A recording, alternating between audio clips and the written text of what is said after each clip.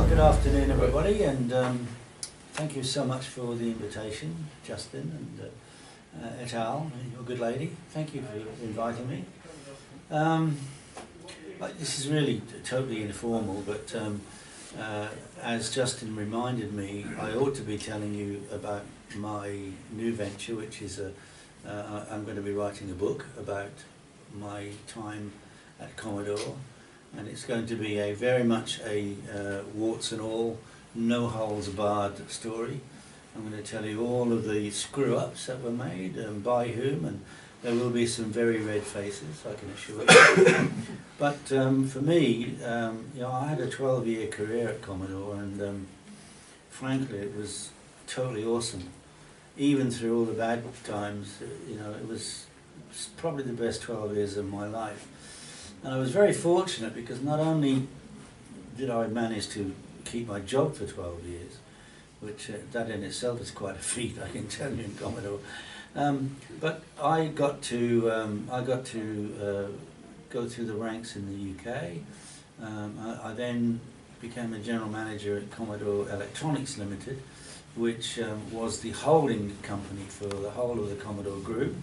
And that was based in Basel in Switzerland for tax reasons.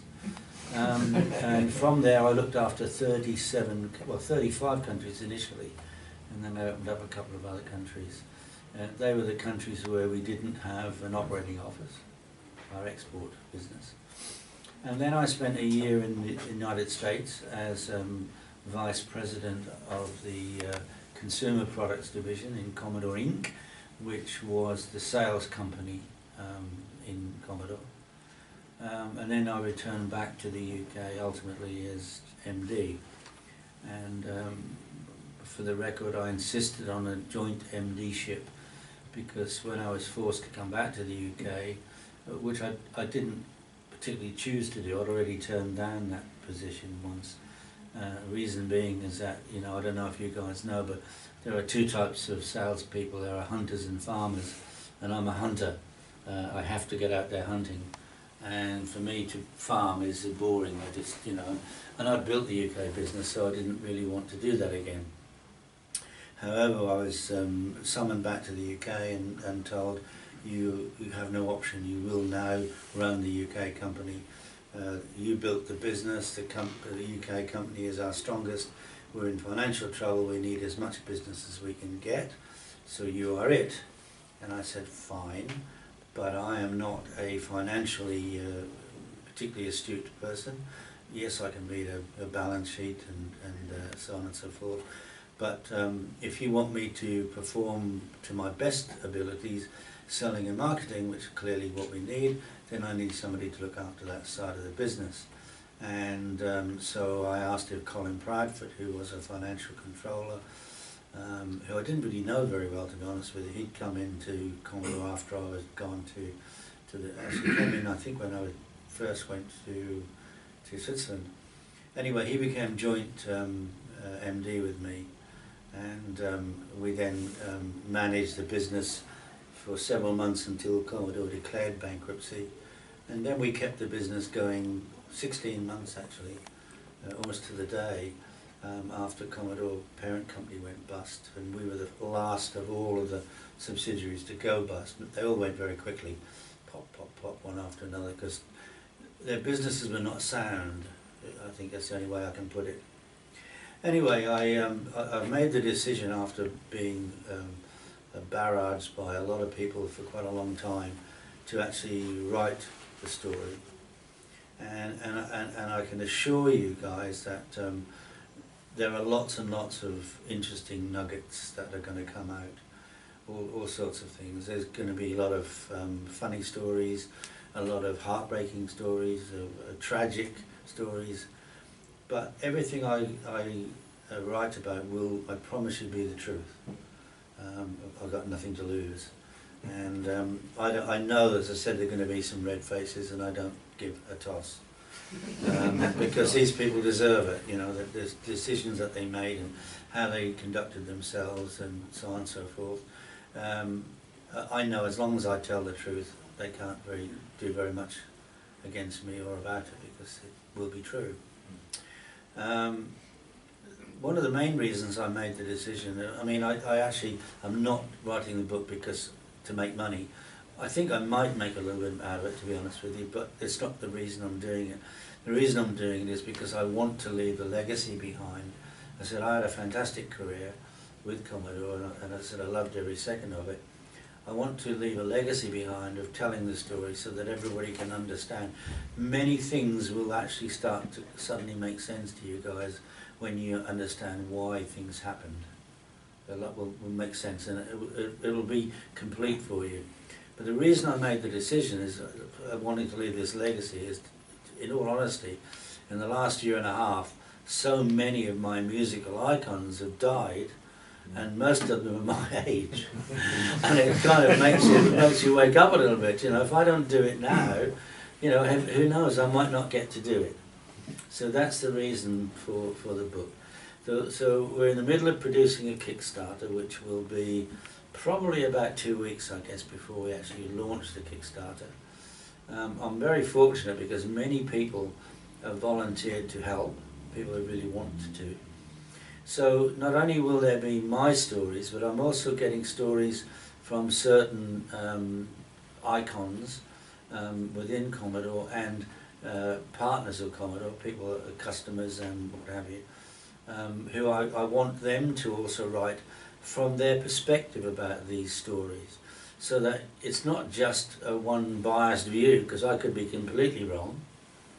So let me give you an example. I'm getting Dave Haney to write, and I've told him he can write up to a whole chapter, as long as he wants. But what I want him to write about, because he knows probably as well as anybody else, or better, I want him to write about the products that he was working on that suddenly got canned for no reason, and the products that he was made to make that nobody wanted for no reason. And I think that side of it is interesting. You know, I mean, there's so many. I know some really great products that got canned. I mean, my overall view is that Commodore was a company that, in all honesty, never ever had a business plan of any kind, ever. They stumbled from one crisis to the next, and all I can say is that what we managed to do in the UK, the success that we had in the UK, was in spite of them. We just carried on and did our own thing, and proved that what we were doing was correct by the volumes and things that we were selling. And I could never understand, and to this day I don't understand, why they did not replicate what we were doing in the UK across Europe. They never did. But it'll all be in the book, and you know, there's lots of there's some really great nuggets in there, I promise you. What I can announce today, that as part of the Kickstarter, very luckily I've got Trevor Dickinson from Aeon Technologies. He's donating I think it's the X2220, the brand new product, which should be released.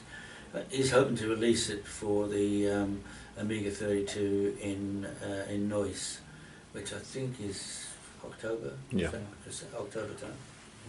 Anyway, so he's donating one of those, and that will be a random prize. It's the only way I can do it is just somebody's name will get drawn out of a hat and they'll win it. But that's pretty nice, I think. You know. Yeah. As part of the Kickstarter, I am re-releasing an audio CD that I and my studio, just at the time when Commodore UK was closing up, I invested in a recording studio. I mean, some of you may know that I used to be a musician many years ago, when I wore a younger man's clothes. And anyway, I invested in a recording studio which we had an Amiga 4000 was the heart of the studio. And we produced an album which was called Everybody's Girlfriend, which of course is what Amiga is. And it is a 14 tracks live music, not computer generated music. It's a celebration in music of 10 years of the Amiga. Now that's 22 years ago, but I'm re-releasing that, and that will be part and parcel of the Kickstarter. because I keep getting asked for it all the time, so it seems to make sense. As well as the book, which at the moment I'm planning it to be somewhere around about 360 pages, give or take. It's very difficult. I've never done one of these before, and I don't know how many words fill a page and all the rest of it. So it's very much like that at the moment. But somewhere in that sort of region. I'm working very closely with Chris Wilkins, who's done the many books through Kickstarter. He's done the Commodore 64 in pixels, and he's I think this month he's launching or releasing the Amiga in pixels book, and he's helping me with the Kickstarter and various other things.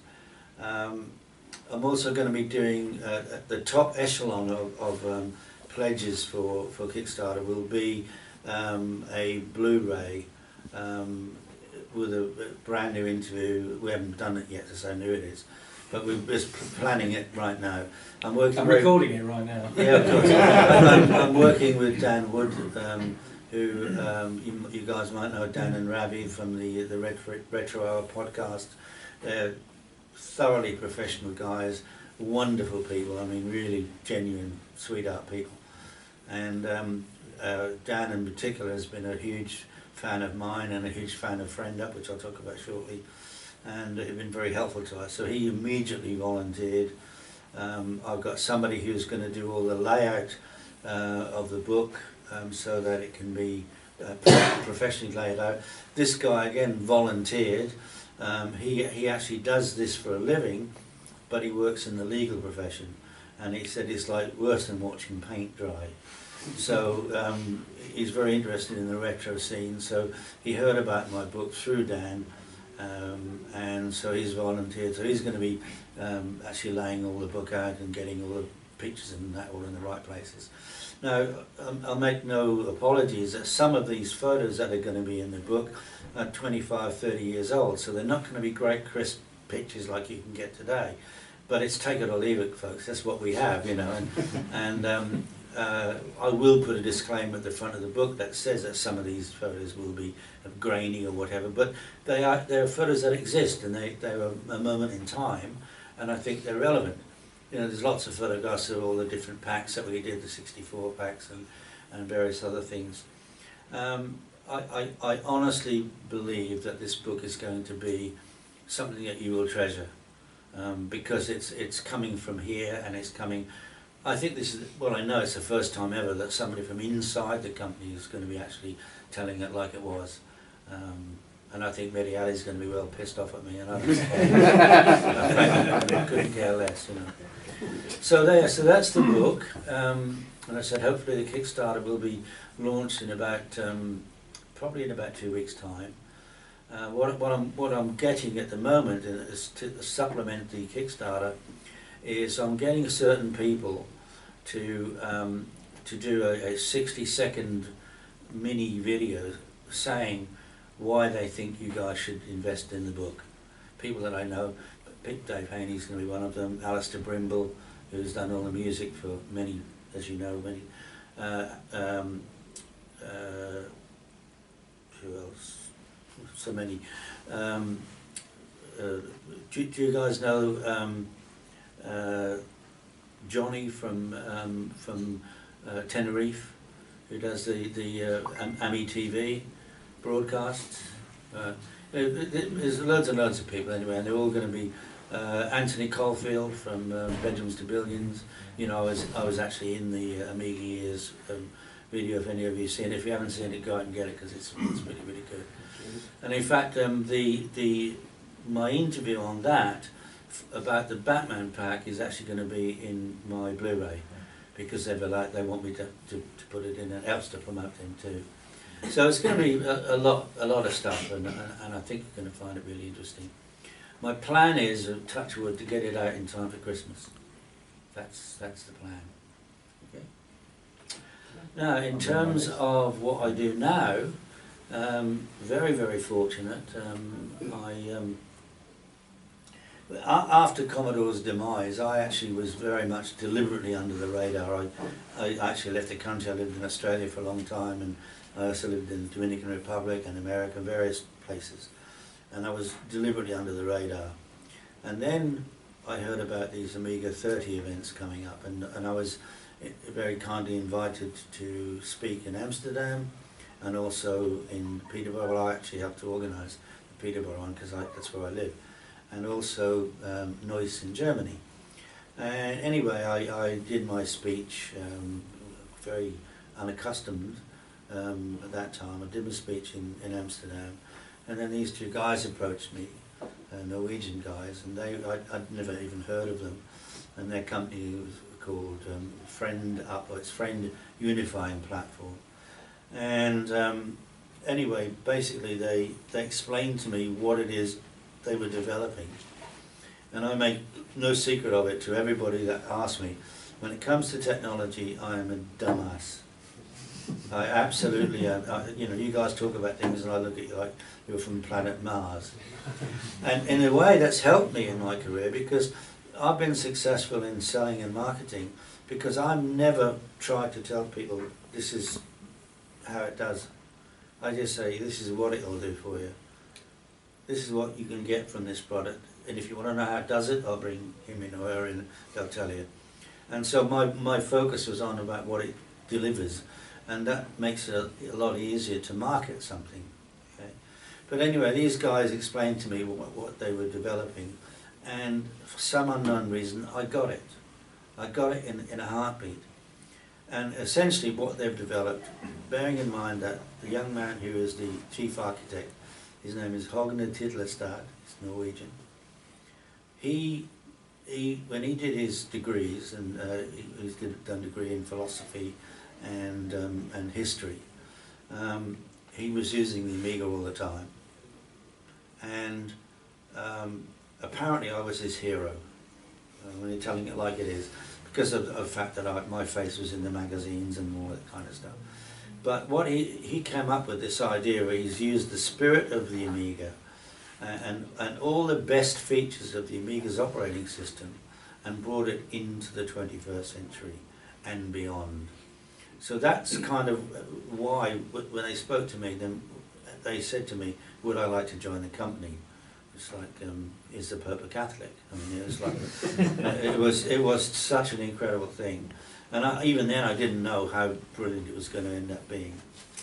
But essentially what this product is, and again, I'm not a technician, but essentially what they have developed, this is a cloud and web-based operating system, which is agnostic, and it is designed that you can run on the system, on its workspace. You can run Mac, Windows, Linux, all side by side, and they all work and talk to each other on the one platform. Now, that's just the start, but let me explain where that can be used. The dilemma that we have with this product is that there are so many vertical markets that it can address, that we talk to any potential investors, and the moment you start telling them about this market, that market, they go, whoa, stop, you're going to fail, because you're not focused, and we don't want to know about all that. We want to know this market and how you're going to get there. Very bizarre, but that's kind of what they want. So we decided our first vertical market, which we've called soft merging.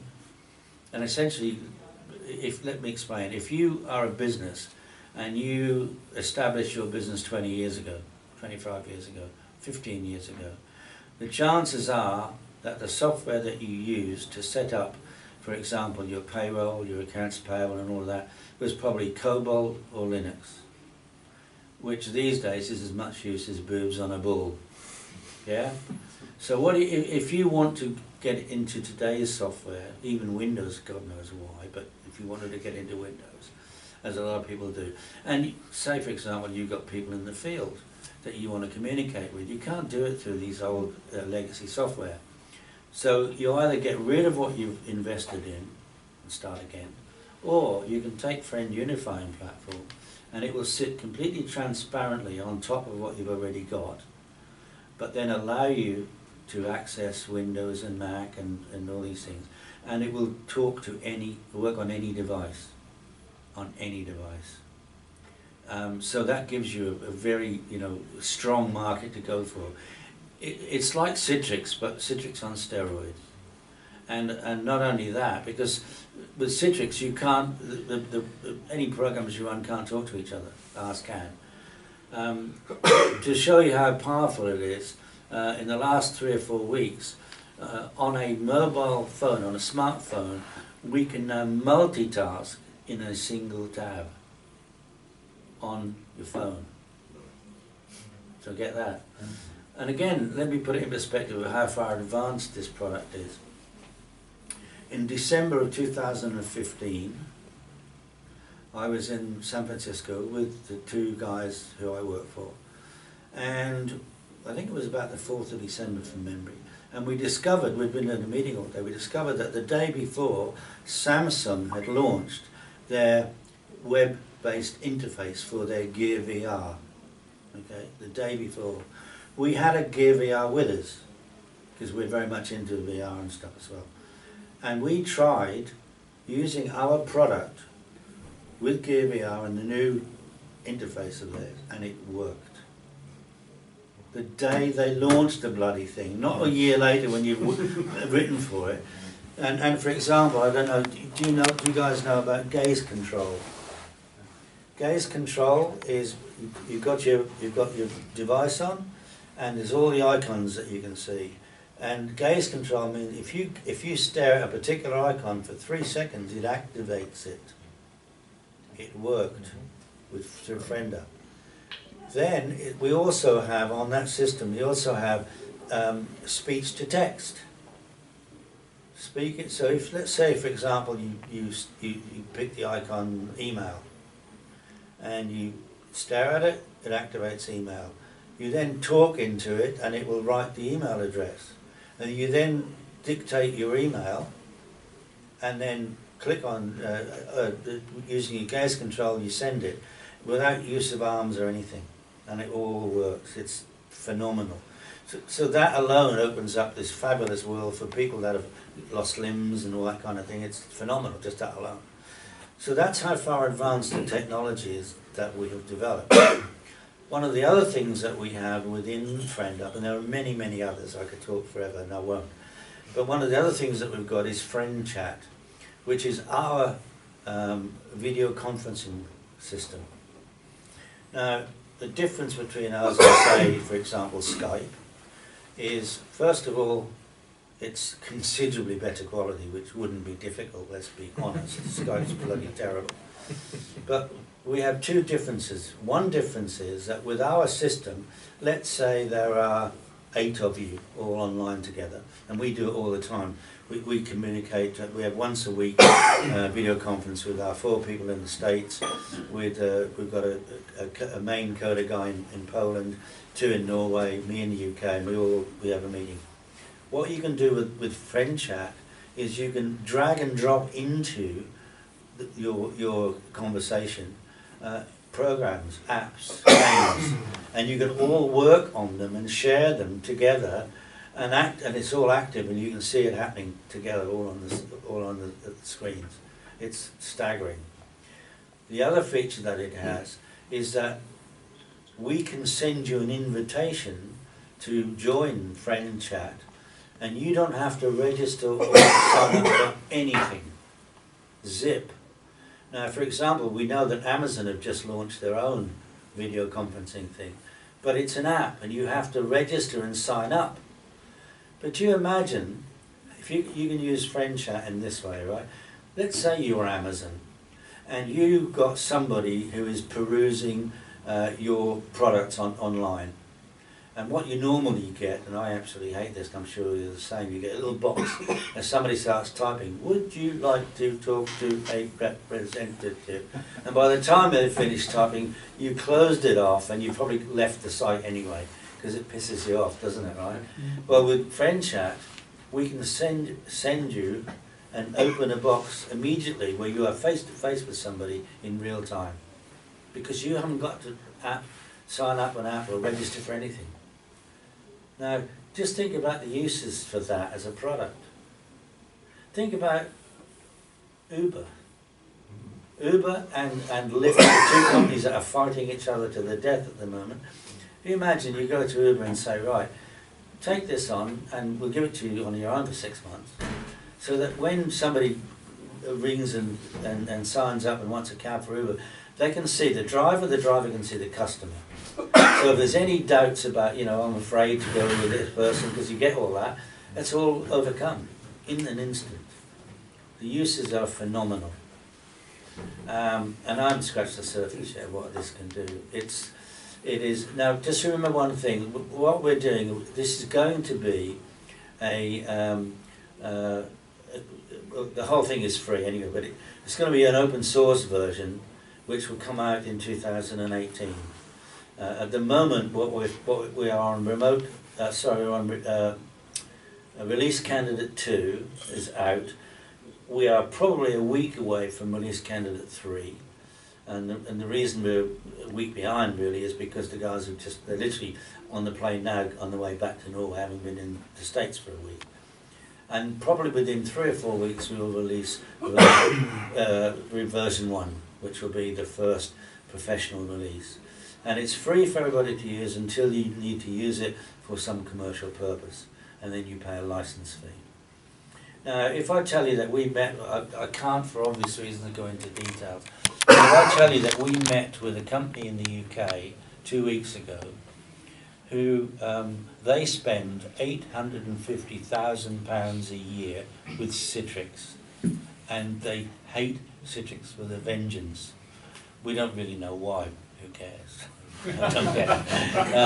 And so we went and we demonstrated, trained up for them. It does everything and a lot more, and we're going to be considerably cheaper. So they just said, right, we're not even going to do a test case. We're going to go straight into use case mode, and let's get this thing up and running, because they know that it's going to be huge. So we might change that, reduce the cost down from 850,000 to maybe $500,000. But that's one customer for us. So, but our plan is to be open source for everybody to use, and that will be in 2018, only next year. And what we really want to do is we want everybody to use it, and why not? And one of my personal missions, and I'm glad this is on record, is that what I want to do is, using FriendChat, I would like to get all of the Commodore and Amiga user groups all on Facebook all around the world, all under the one umbrella. They can still maintain their independence, but get them all under the one umbrella, and they can talk to each other and exchange things and everything, all online, and it's all free. I mean, how good would that be? Because that's not happening at the moment. It's such a shame. But we can make that happen, and we're going to go out of our way to make that happen. So yeah, so that's what I'm doing now, and all I'll say to you is that if anybody wants to invest any money, I'll give you the tip. My honest belief is that Friend Unifying platform is going to change history. It's what I didn't really tell you is that it's what's called liquid software. Now, people have been talking about liquid software for 20 years. And in fact, there is a professor, his name is Pekka Abrahamsson. He is actually a Finnish guy, but he is a professor at Trondheim University in Norway. Trondheim is considered to be one of the leading technology institutions in the world. And he has been studying liquid software for 20 years. And he somehow or other, he heard about FriendUp. He got Hogner over to the university. Hogner gave a speech, did a presentation. And this guy has said that he believes in a very short term, first of all, Hogner will be given an honorary professorship because of what he's developed. What I can tell you, again, this is, again, in a bit off the record, but he also invited Hogner to do another speech at Trondheim a few weeks ago. And unbeknown to us, he'd also invited the guys from Huawei, who, I don't know if you know, they bought the R&D section of Nokia. And they've spent 18 months developing what they want is in the form of liquid software. They have now more or less officially said we were abandoning our 18 months of work because what you guys have done is already way, way ahead of where we are. Why reinvent the wheel? Yeah? So this is going to be huge. It really, really is going to be huge. I can tell you that last week, the week just gone, we've met with IBM, they love it. We've met with Google through RJ, Michael, they love it. We've met with Samsung, they love it. So this is no flash in the pan, guys. This is the real deal. So, and the reason I'm here, of course, is because Justin volunteered, thankfully, to be one of our forum administrators for us. Because obviously, without developers, we don't have a product or a future. And I placed an advert online on all the Facebook groups I could find, and saying looking for people who would do an administration job for us. And thankfully Justin replied. That's why I'm here today, because of Justin. That's why in end of January, 21st of January, I was in Ireland, because the Amiga user group in Ireland, that guy who runs that, Jarlath, he is also our forum administrator. And it's about we give back to people who are giving to us. And you know, you have a future with that, so rest assured. You know, if we get big, I'm not going to say you're going to get bigger, but, no, I won't say that. But you know, hear what I'm saying. I mean, you know, my reputation is I work. I'm only as good as the people around me, and I try to build a team around me. And certainly in Commodore UK, are the best team in the world. I build a team around me that are as good or better, and that's how business grows. That's how business works, and you work with everybody and you help everybody. And trust me, this friend up is going to change history, I promise you. So now we are Friend Software Corporation, and we have Friend Software Studios, and Friend Labs. And basically they're each feeding each other. And there will be other divisions as well, because we're going to be doing VR, AR obviously, and all sorts of things. This product is astounding. I think once you really get to look at it, then you'll see what I'm talking about. It's not at the moment user-friendly to the regard that we want it to be, but it's not a consumer product yet. We cannot afford to go into the consumer market until we've got the business market bringing in sufficient revenue, which it will do very quickly. But that's why consumer is second on our list. We need the low-hanging fruit of business opportunities first, and they're coming to us in droves at the moment. All sorts of things, some really weird and wonderful things. It's great. So, any questions, guys?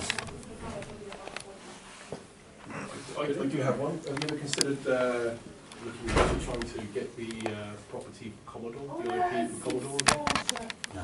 No? You've done with that? Yeah, it's over. Yeah. You know, it's over. There's a lot floating around at the moment. They're sort of slapping the name on a lot of Chinese old products and stuff like that. Like little dual core and. Well, there is. I have to be honest with you, there is a huge fog around who owns what trademarks and things. I thought Clienter had it now. Pardon? I thought, was it what was the emulation? Clienter. Yeah. I thought he had it all. He hasn't got them all. And in fact, Michael and I are very close. I saved his business, and that was by accident. Way back when we started doing all of the Amiga bundles, of course, we put deluxe paint in every single pack because it was the best product around.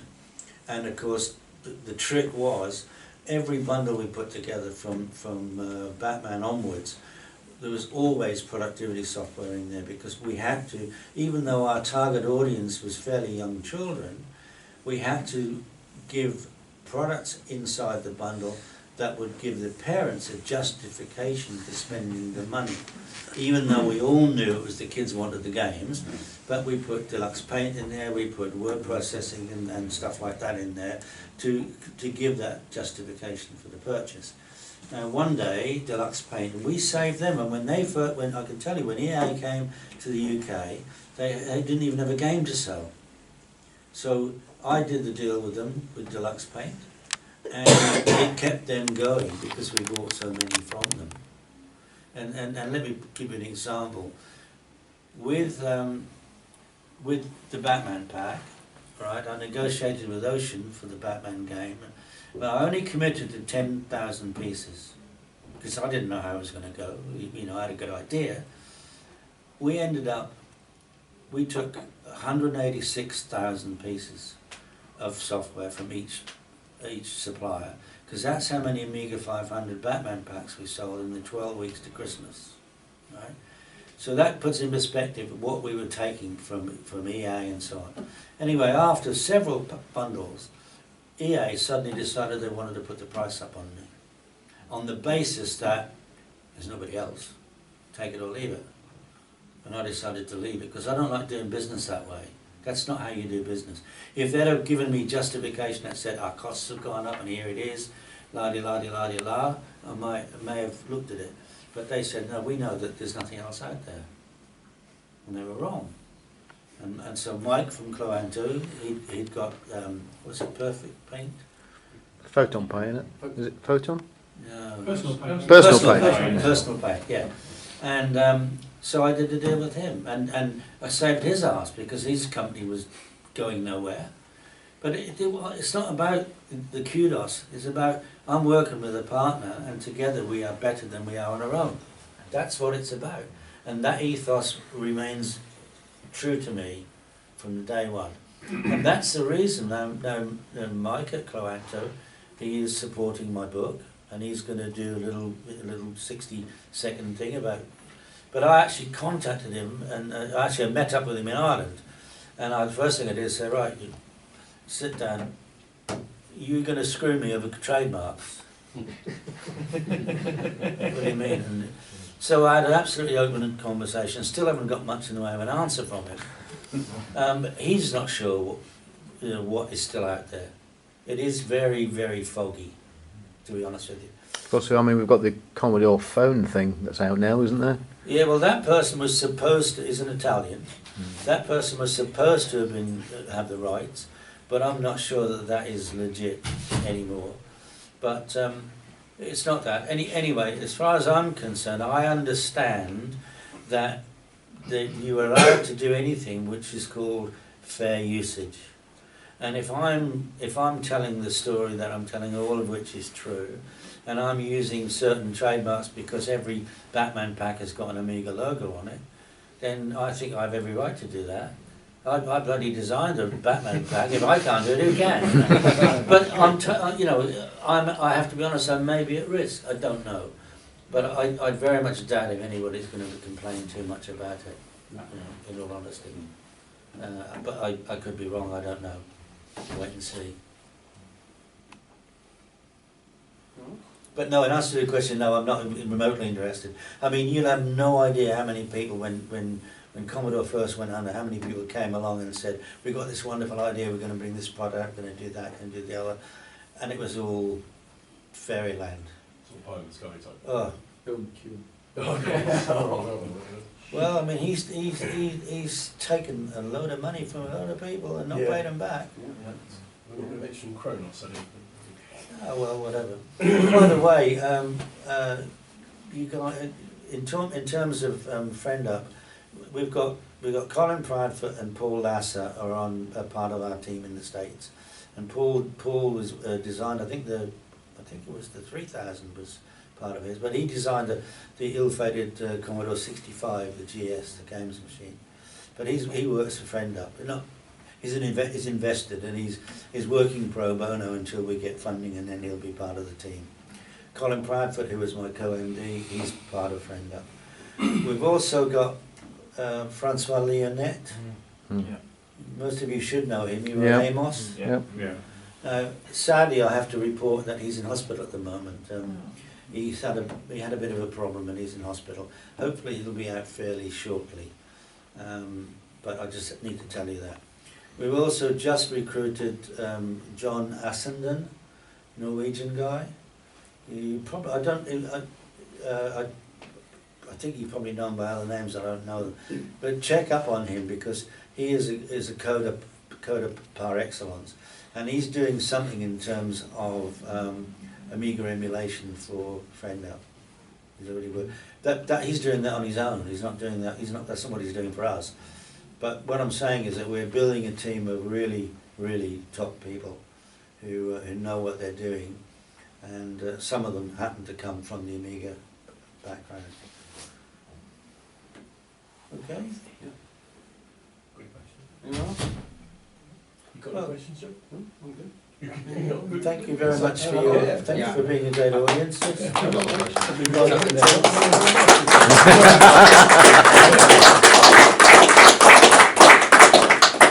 terms of books on Commodore history, obviously you've got the Brian Bagnall on the Edge book, Yep. and soon to be a manipulation of that. How do you think yours will compare to those, and actually what's your opinion of those books? Well, I've contributed to the Brian Bagnall one when that comes out. I'm also doing a forward to the Amiga book that Chris Wilkins is coming out with, I think this month. He's asked me to do, he only asked me 2 days ago to write a forward for it, which I will. I mean, they're all useful in their own right. Yeah. The difference is that this is from the inside. Yeah. This is not hearsay. This is not what other people are saying. This is absolutely true, and everything I'm saying in it is true. And I'm also getting people to put a different perspective on my perspective as well. For example, a lot of people ask me about the Amiga 1500, which was unique to the UK product. I don't know anything about the Amiga 1500, because the reason being is that when I was in the UK initially, my responsibility was consumer products. So I had the 500, but I didn't have the 1000, 2000, 3000. They weren't in my range. So what happened there was, and I think it actually happened after I'd left anyway, but the guy who was responsible for that, Kieran Sumner, who used to work for me, he's going to write about why he did the Amiga 1500. What was the rationale? What happened? Did it work? Didn't work? I don't know. But it's going to be in the book because it's a true story. And people have asked about it. So I'm going to be trying to provide as much information about everything that people want. So there's room for everything, really, you know, in terms. But mine is a completely different perspective. Mine is going to be a damned if you do, damned if you don't book. Because the truth has to come out. If I don't tell the truth, what is the point in doing it? There's absolutely no point. And there are some gems, I'm telling you. There are some incredible stories that people are going to say, now I understand why that happened, you know, because there's a reason for everything. So, just one more question. Will your book be set before the deathbed vigil? Have you seen that one with Commodore in and around that sort of time? Well, yes, because the deathbed vigil was done on the last day of Commodore US, when Dave and the team all got totally pissed and urinated on an effigy of Mary Alley. I mean, that has validity. It happened and it's real, but it's not very reflective of the truth.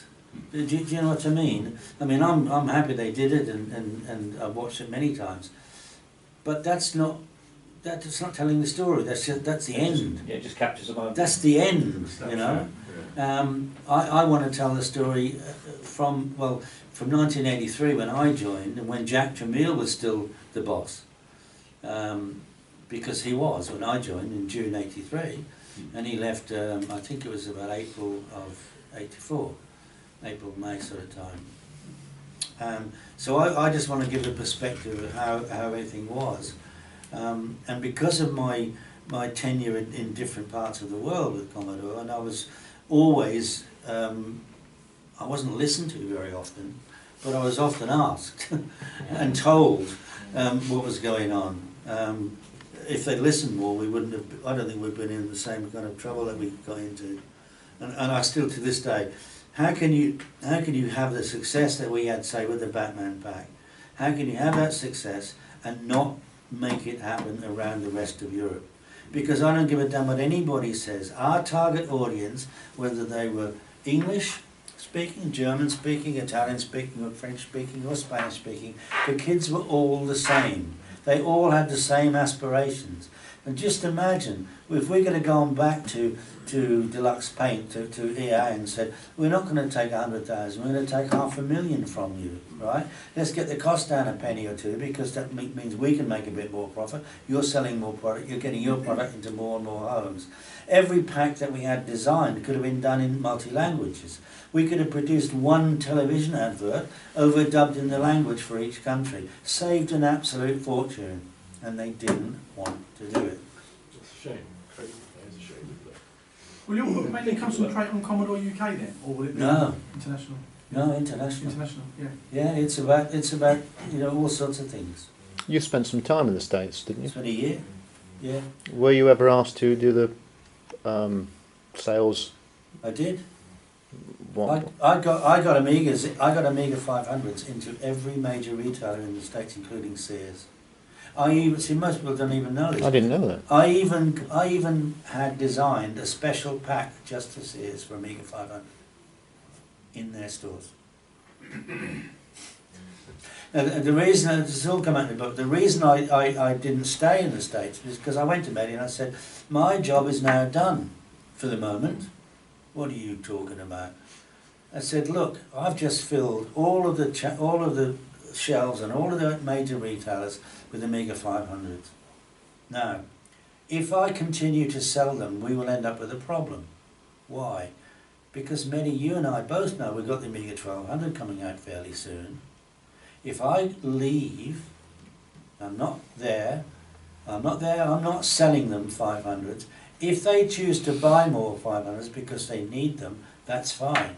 But I will not get summoned to them in 6 months' time to say, we've got too many 500s that you sold us, and we now can't sell them because the 1200's out. What are you going to do about it?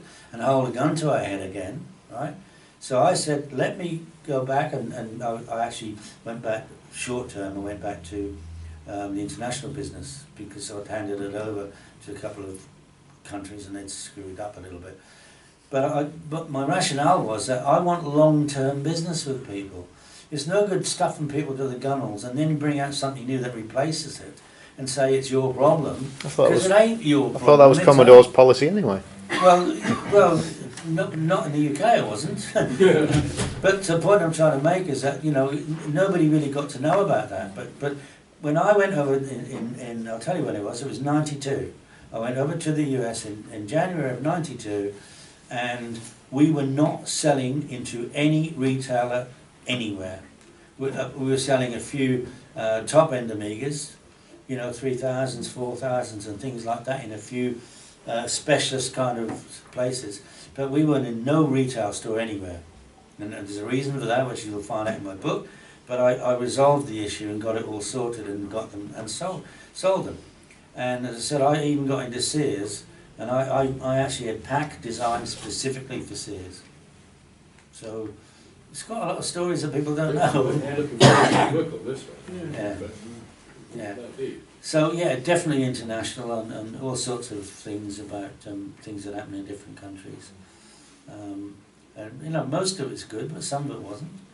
And I certainly made some complete screw ups, so it can be wrong. And I dealt with in there as well. Because, nobody's perfect, I don't give a damn who you are. And I made some doozies of mistakes that I regret. Luckily I made more good decisions than bad, so I ended up kind of being in front, more or less, I think. But the thing is, I loved it. It was so great, and you can tell. You can tell from the way I'm talking about it. It was fantastic. 12 years was just brilliant. Even the bad times were brilliant. And I just want people to know about it. Dan, do you still stay close to the industry? Do you still look at what's going on, with all these other companies and so on? Or are you not so bothered? I'm not bothered, to be honest with you, because I think they're all in a mess. Yeah. Look what they did. The only real survivor. Well, you got the PC market, but that's a generic product, and for Commodore to have been involved in that was ridiculous, totally ridiculous. Well, I'll tell you one more story. I wasn't going to, but I will. You'll love this story, right? The day I arrived in Commodore US, right? It was January. I'd just been to CES with Commodore US, but the day I started work, the first thing I did was I went up to go and see all the engineers, because as far as I'm concerned, without the engineers, we ain't got a product. We got nothing. And I knew some of the guys anyway, so I went up to see them. Now get this. We had, in January of 92, we had seven Amiga engineers. We also had 40 PC engineers. 40. And do you know why we had 40 PC engineers? Ali's guys, weren't they? No. Because it didn't bloody work. No, it was Ali's fault. Mehdi Ali was a person who could not interview. He did not know how to interview. He didn't know how to choose staff. So he always used a couple of headhunting companies. And I don't know what happened, but he always picked awful people.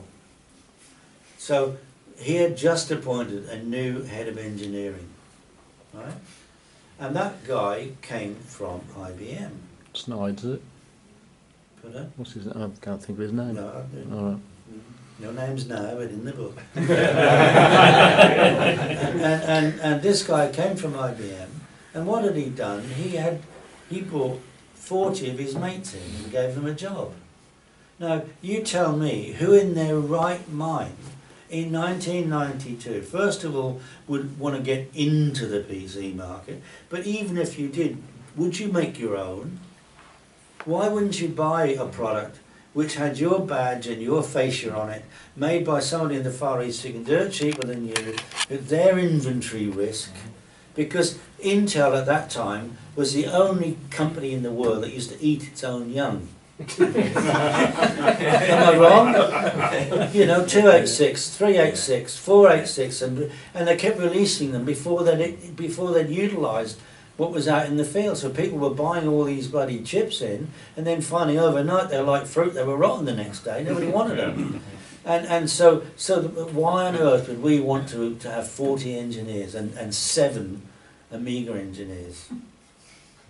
So these are the things that I'm going to be telling you guys about, and it's all true, and it will make sense that things will all start to fall together. Looking forward to it, David. Yeah, me too. Thank you very much indeed. Wish I could back it now. Well, in a couple of weeks. I mean, if I take your money, I would, but no. No, the thing is, this is that, you know, I've got everything ready to push the go button, but I need to be sure there is enough demand to make it. I don't want it to cost me money, man. That would be ridiculous. If I end up doing all the work and then we only sell 100 books or something, and I've got to order a decent quantity of books to make it worthwhile. And I said it's not about making money, but I don't really want to bear the burden of it. So doing the Kickstarter will tell us within 3 weeks whether it's worthwhile doing or not. So that's why it's got to be done this way. And I want to do everything right. I mean, I want to do as good a Kickstarter as I can, so that people can see, hey, it's real. You know, for me, it's all about, it's my integrity that's on the line, and I protect that to the death. You know, you can't buy integrity. You can't buy it. And I'm 68 years of age, for God's sake, and I believe that my reputation is steadfast, because I've always been that kind of person. I always level with people. I'm not one of these people who arranges something and then something changes and then you turn your back on it and say, oh, I hope that's going to go away. If I make an arrangement or a deal with somebody and then something goes wrong, I would get in touch with that person, preferably across the desk, and say, right, you know that we did this, we agreed this and this, but since then this has happened, and that changes everything. How do we fix it? That's how I am. And I sleep at night. I have no trouble sleeping at night because I can't be alive because I'm too good. I've got too bad a memory. People who lie, and there are so many in the world who do. I couldn't be like that because I'd forget what I'm told. You know. So for me, this is all about my integrity, and I'm putting that on the line. If I see that there is demand for it, And to be honest, I'd be very surprised if there isn't. But I have to be sure. Otherwise I'd be taking checks from everybody now. That's not how I do it. I want to do it right. And at least with the Kickstarter, everybody knows they've got the comeback. That if it doesn't happen, they get reimbursed. You know, and that's the best way, isn't it? It's got to be. Do you have any keepsakes from time at Commodore? I've got a couple of little things. Because I moved around so much, I've travelled the world, and I lived in the Dominican Republic for a year and a half. I lived in America, lived in Australia, and every time you go, there's a different current for what your products are and everything. So I've got no Amigas or anything like that at all. It was completely useless. But yeah, I've got a few mementos. I've got a very, it's going to be in the book actually, I've got a very, very nice, I treasure it, caricature of me. And it was done by the guys who used to do all of my packaging design. I didn't organise, somebody did it, and it was given to me. It was supposed to have been for my 10th anniversary with Commodore, but in fact I didn't get it until my 11th year because I was in Switzerland. Oh no, I was in the States. Yeah, I was in the States. So I didn't get it when it was originally done for me. But it's a nice caricature, and it's when I had some hair, and but I treasure that, you know. It was, and I mean, I don't know. Some people like caricatures of themselves, others don't. I love it because it captured me pretty well, I think, you know. So yeah, that's going to be in the book. But there aren't many mementos really, sadly. But yeah. Yeah, and that's why the book will come out, you know. What would you say your proudest achievement was then at Commodore? You can choose one. The pressure there. No. I think the Batman pack was the manifestation of what my idea was, and basically what happened was that I had a new boss. I mean, I kept getting bosses. I had three MDs. The first guy was Howard Stanwood, very, very nice guy, quite humble guy. When I first joined, he's the guy who interviewed me as MD when I joined the company. And then a few months later, a guy called Nick Bessie came in, and Nick was from IBM, business guy, very astute, very good marketing guy.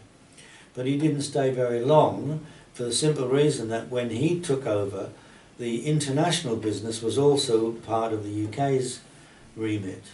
So he went on a trip over to Australia and New Zealand because we didn't have subsidiaries when he went, and he was offered an IBM a share in an IBM distributorship in New Zealand. So he said yes, and so he gave up Commodore. He'd only been with us a few weeks, but a very good guy. Then we had a guy called Chris Caday, who was our marketing manager, and they made him acting general manager. He was a classic schizophrenic, and I hated both of them. I really, really did. That's got to be a line in the book. I think But it's true. But it's true. It's absolutely true. he has been given motivational speeches as well, I see. Yeah, well, he's actually made $1 million. He's a millionaire now. He opened up a call centre of some sort. Right. Everybody used to call it Commodore UK Day because his name was Chris Caday. But he was a fruitcake in every respect. You can't believe. And he's the guy. He was in charge, and I think they did this on purpose. He was in charge when we closed down the Corby factory. And we went overnight from, I think it was about 560 employees to 13. And he was, to show you how bad he was, again, I shouldn't tell you, but what difference is it going to make? When, on the last day, obviously I was told that, I was going to be one of the people staying, and rightly so, because I was delivering all the business. But he was told, as of tomorrow, we're getting rid of all these different people. Lots of middle management people. So he made me and about half a dozen other people stay behind one night, and what he did is unforgivable. He made us go into all of these people's offices and grab all their personal belongings and put them into a cardboard box. put the box outside the office and locked the office door. So when they came in to work the next morning, couldn't get in their office, all their stuff, they hadn't been told anything.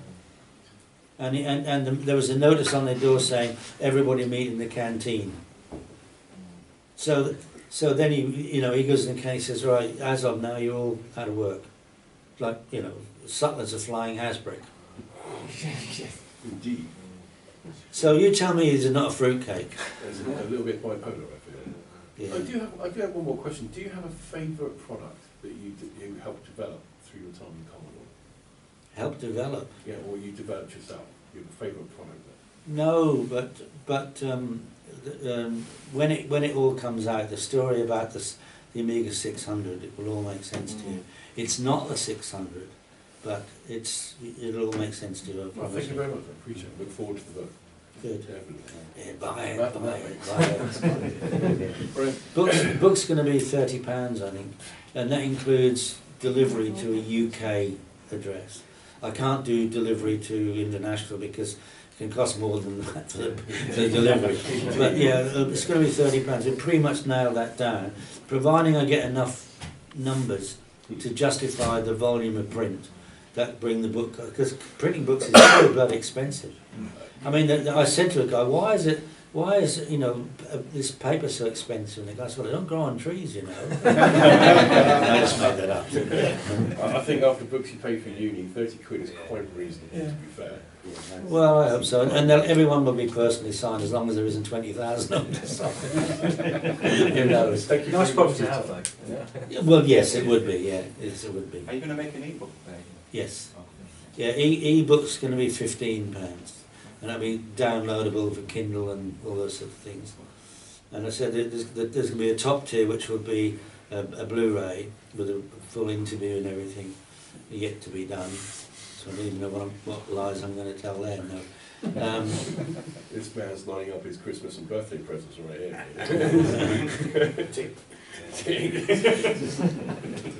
I was really pleased with the, because I actually have seen the Amiga years with Jonathan Caulfield. I thought it was fantastic. And I saw you on that, that was great. It was really, really good. Yeah, and Anthony and Nicola, they're really lovely people. In fact, Anthony was supposed to friend chat with me on Thursday, I think it was, last week, this week. It was all arranged. And then he didn't get in touch, he didn't come online. And anyway, then about 7:30, we were planning at about 4 o'clock, but about 7, he sends me a message and he said, I'm really sorry, my son's had a little accident and he's chipped a bone in his foot. So he was, off somewhere, which is completely forgivable, you understand that.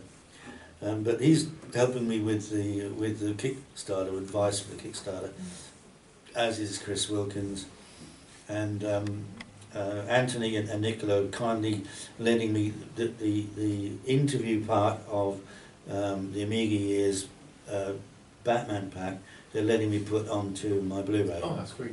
So that people who haven't seen it can see that, which is very kind of them. I mean, honestly, people are just falling over themselves to help me, which is so, I don't know, it's so, it's humbling. It's really humbling, I really mean that, People just saying, yeah, what can we do? How can we help? It's fabulous, really. I'm very blessed in that regard. Very blessed.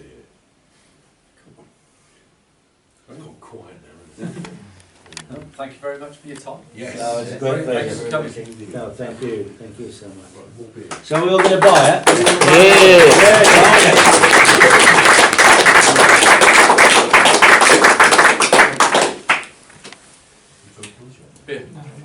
it is.